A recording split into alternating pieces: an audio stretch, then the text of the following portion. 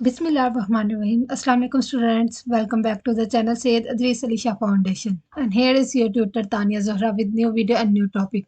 आज जो हम लोग फर्स्ट टॉपिक पढ़ेंगे वो है मेजरमेंट ऑफ कंप्यूटर मेमोरी। ठीक है, मेजरमेंट ऑफ कंप्यूटर मेमोरी क्या होता है कि जैसे हम लोग किसी भी चीज़ को मेजर करने के लिए ग्राम्स करते हैं, किलोग्राम्स करते हैं, उनके डिफरेंट यूनिट्स होते हैं। ठीक है, इसी तरह जब हम लोग कंप्यूटर में डेटा स्टोर करते हैं, ठीक है, उनमें डेटा सेव करते हैं, तो वहाँ पे भी हम लोग यूनिट्स यूज़ करते हैं।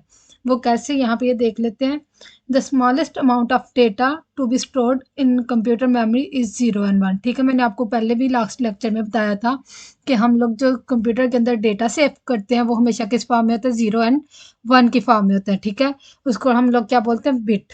ठीक है, अब उन्होंने नेक्स्ट क्या बोला हुआ है, collection of 8 bits is called a byte. ठीक है, जब हम लोग 8 बिट्स को मिला के एक पेयर बना देते हैं, ठीक है, एक 8 बिट्स का एक पेयर बना देते हैं जिसमें हम लोगों के पास एक पूरे नंबर आ रहा होता है। ठीक है, उसको हम लोग क्या बोलते हैं, बाइट बोल देते हैं।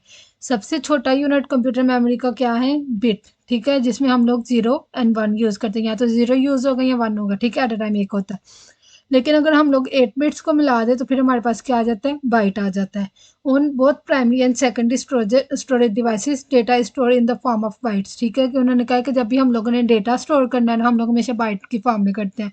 आपको भी आइडिया हो रहा होगा कि हमारे पास, हम लोगों ने बेशक एक पिक्चर भी हम लोग सेव कर रहे हैं, ठीक है, वो इतनी छोटी नहीं होगी कि सिर्फ उसको 0 और 1 में करेंगे। ठीक है, तो हम लोग ज़्यादा कम से कम जो यूज़ होती है, ठीक है, वो क्या होती है, बाइट्स में यूज़ हो रही होती है, जिसके अंदर हर चीज़ को हम लोग 8 बिट्स में डिवाइड कर देते हैं। नेक्स्ट अब हमारे पास आ जाता है कि इनकी मेन कौन कौन से यूनिट है। सबसे पहले आपको बिट बताया, बिट में क्या होता है कि हमारे पास सिर्फ एक ही वैल्यू होगी और वो वैल्यू क्या होगी, 0 होगी या फिर 1 होगी। नेक्स्ट हमारे पास आ जाता है byte. Byte is a group of 8 bits. ठीक है, जिसमें हमारे पास एक बाइट किसका बनेगा, 8 बिट्स को मिलाएंगे, देन वो हमारे पास क्या बन जाएगा, एक बाइट बन जाएगा। जब 1 बाइट बन जाता है तो उसमें क्या होता है कि फिर आप लोग किसी भी चीज़ को सेव कर सकते हो। एक अगर हम लोग एक अल्फ़ाबेट ले रहे हैं ए, ठीक है, तो जब हम लोग उसकी कन्वर्जन करते हैं 0 1 की फॉर्म में, ठीक है, बाइनरी में कन्वर्ट करते हैं, उसको कन्वर्जन की जाती है, तो उसको हम लोग क्या बोलते हैं, आस्की करैक्टर। ठीक है, उसका वो हमारे पास क्या आ जाता है, आस्की कोड आ जाता है और उसको हम लोग करैक्टर बोलते हैं। तो इसके बाद फिर नेक्स्ट हमारे पास इससे बड़ी वाली क्या है, किलोबाइट। किलोबाइट किसके इक्वल होती है, 1024 बाइट्स के इक्वल होती है। ठीक है, इसी तरह फिर जैसे जैसे बढ़ता जाएगा, जैसे अब मेगाबाइट है वो 1024 किलोबाइट्स या केबी के इक्वल होता है। इसी तरह नेक्स्ट हमारे पास क्या है, गीगाबाइट है, which is equal to 1024 MB। And next हमारे पास क्या है, टेराबाइट। टेराबाइट में क्या होगा, 1024 GB। ठीक है, हर यूनिट इंक्रीज करता जाएगा, जैसे हमारे पास ग्राम्स होते हैं, ठीक है, फिर उसके बाद किलो आ जाता है, इस तरह बढ़ती जाती है। इसी तरह कंप्यूटर मेमोरी में भी हमारे पास जो डेटा स्टोर करना होता है, ठीक है, उनके यूनिट्स भी डिफरेंट होते हैं। बिट से स्टार्ट होता है, bit, byte, kilobyte, megabyte, gigabyte, terabyte and petabyte. ठीक है, यहाँ तक हमारे पास ये अभी चल रहा है। इसके बाद फिर हमारा सेकंड टॉपिक स्टार्ट होता है, विच इज़ बूलियन अलजेब्रा। हम लोगों ने कंप्यूटर में जो डेटा सेव करना था वो सिर्फ हमारे पास न्यूमेरिक नहीं होता, ठीक है, ना ही हमारे पास सिर्फ वो होता है कि हम लोग सिर्फ इमेजेस करवा रहे हैं तो उनको 0 1 के फॉर्म में कन्वर्ट किया, दैट्स इट। नो, बाज़ दफ़ा हम लोगों ने येस और नो में, ट्रू और फॉल्स में भी चीज़ें सेव करनी होती हैं, ठीक है, या ऑपरेट करनी होती हैं। तो उन्होंने सबसे पहले क्या बोला हुआ है, बूलियन प्रपोजिशन। अब प्रपोजिशन इज अ सेंटेंस। ठीक है, कोई भी सेंटेंस हमारे पास आ रहा है, that can be either be true और फॉल्स। ठीक है, कि वो क्या हो सकता है, या तो ट्रू हो सकता है या फॉल्स हो सकता है। ये वाली सिचुएशन जिसमें हम लोग लॉजिक से लगाते हैं कि ये वैसे और नो में आंसर आए या ट्रू और फॉल्स में आंसर आए, तब हम लोग बूलियन अलजेब्रा यूज़ करते हैं। इससे पहले हम लोग क्या पढ़ रहे थे कंप्यूटर मेमोरी में, कि हम लोग वो डेसिमल, हेक्साडेसिमल, वो न्यूमेरिक वैल्यूज़ के लिए होता था। अब हम लोग सेंटेंसेस की बात कर रहे हैं कि वो कैसे सेव होगी, उसमें हम लोग बूलियन अलजेब्रा यूज़ करते हैं, जिसमें क्या होता है कि हम लोगों ने चेक करना था कि स्टेटमेंट ट्रू है कि फॉल्स है।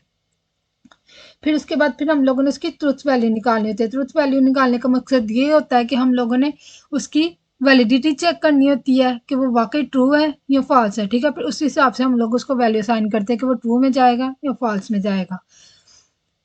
इसके अंदर फिर हम लोगों ने लॉजिकल ऑपरेटर्स यूज़ करने पड़ते हैं। ठीक है, एक सिंपल, अगर लेट्स सपोज मेरे पास सिचुएशन थी, या एक प्रपोजिशन, एक सेंटेंस है जिसमें मैं कह रही हूँ टुडे इज़ अ मंडे। ठीक है, कि आज हमारा मंडे है, तो वो हमारे पास हम उसको सिंपली कह सकते हैं ट्रू और फॉल्स, ठीक है। अगर तो आज मंडे है वो ट्रू कर देगा, अदरवाइज वो फॉल्स पे कर देगा, ठीक है। लेकिन अगर हमारे पास आ जाए today is Monday and I am going to school, ठीक है, दो स्टेटमेंट्स आ गई हैं, ठीक है, दो सेंटेंसेस आ गए, दो प्रपोजिशंस आ गई हैं। फिर जब हम लोग उनको कंबाइन करते हैं, ठीक है, उनको इकट्ठा करते हैं, तो फिर हम लोगों को क्या किस चीज़ की ज़रूरत पड़ती है? लॉजिकल ऑपरेटर्स की। लॉजिकल ऑपरेटर्स क्या होते हैं? इसमें फिर हमें डिसाइड करना होता है कि अगर दोनों स्टेटमेंट्स ट्रू हैं तब क्या होगा, एक ट्रू है तब क्या होगा। इस तरह की डिफरेंट सिचुएशंस आ जाती हैं। सबसे पहले जो लॉजिकल ऑपरेटर हमारे पास आता है that is and operator. And operator and symbol जो उसके लिए यूज करते हैं ये हम लोग डॉट का यूज करते हैं। इसमें क्या होता है, पर इसको देख लेते हैं। If we use and operator, अगर हम लोग एंड ऑपरेटर यूज कर रहे हैं टू कनेक्ट टू और मोर प्रपोजिशंस, ठीक है, वही बात आ गई कि जब हम लोगों ने दो या दो से ज़्यादा सेंटेंसेस को, प्रपोजिशंस को इकट्ठा करना होता है, ठीक है, उन्हें कंपाउंड बनाना होता है, तो फिर हमें क्या होता है कि ये लॉजिकल ऑपरेटर्स यूज करने पड़ते हैं, ठीक है। तो एंड का क्या काम है?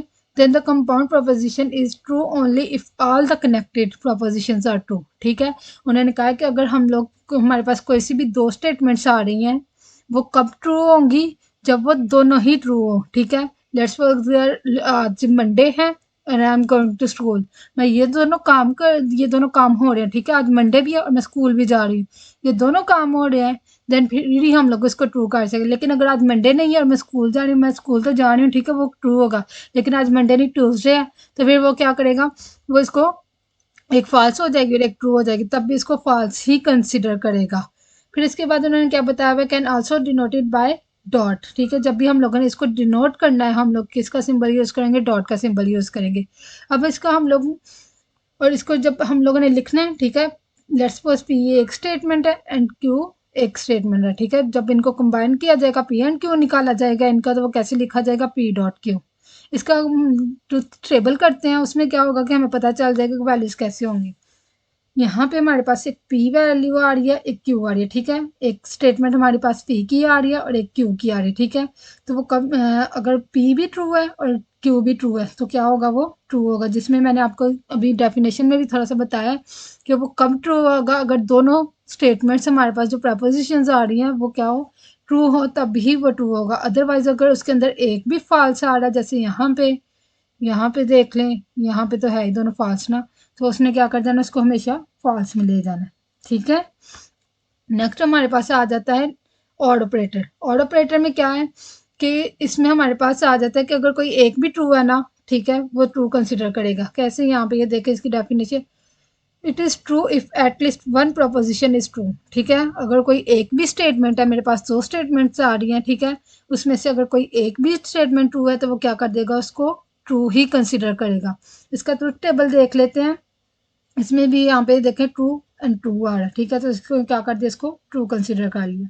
सेकंड वाले में देखो कि एक ट्रू आ रहा है, तो इसने फिर भी इसको ट्रू कंसिडर कर लिया। अगर हम लोग ये थर्ड वाला देखें, इसमें भी ट्रू आ रहा था, तो इसने क्या कर दिया? यहाँ पे भी ट्रू कंसिडर कर दिया।